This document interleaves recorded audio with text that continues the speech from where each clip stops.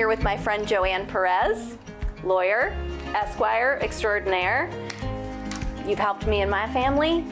Let's answer some questions for people about legacy planning today. Sounds wonderful. What can I answer? Okay, what is legacy planning? Legacy planning is kind of like a new term. Instead of estate planning, estate has like, imminent death connotation to it. So let's talk about something wonderful and interesting, and let's talk about the legacy that you want to leave for your family. Yeah. You know, the moral legacy, the ethical legacy, and the legal legacy. Okay, that's interesting. There are three different things. Talk to me first about the moral legacy. Okay, what things are important to you? What morals do you want to pass on to your children or your grandchildren or your great-grandchildren? Maybe you can endow something for your beliefs, maybe a scholarship fund. That sounds like you have to have a lot of money.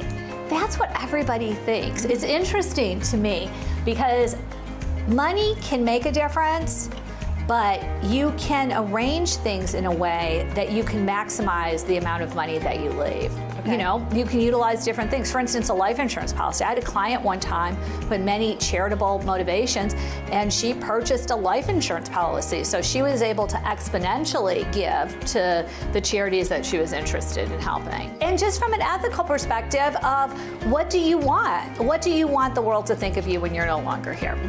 And legally, that's me. Okay.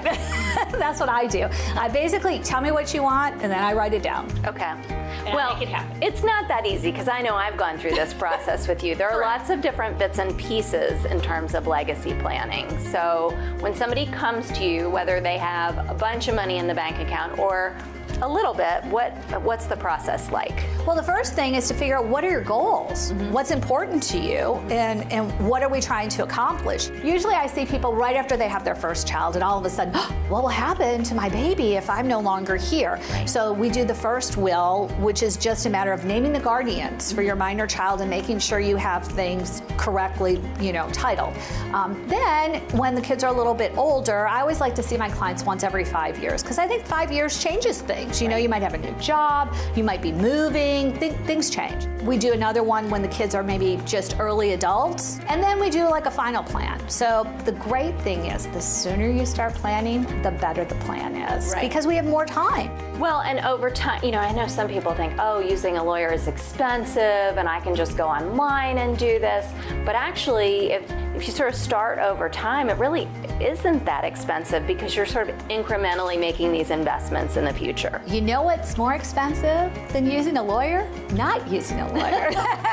When you don't use a lawyer and you don't have a will and you die, then we have to probate an estate, we have to post a bond, we have to file an inventory, we have to file an accounting, we have to get court approval to do every single thing. We have to keep going back and back to court to get permission to do things because you didn't give anybody power to sell your house or to sell your car or any of your other assets. So it's much more expensive if you look at the total cost that you end up expending over your lifetime to fail to plan. Right. I think everybody needs to have a will, a general durable power of attorney, an advance directive for healthcare, which has two parts. First part is the living will, and the second part would be the appointment of a healthcare proxy to speak for you at your end of life when you can't speak for yourself. Also, a healthcare power of attorney, so just in case you're unconscious and you need someone to make medical decisions, but it's not the end of life medical decisions.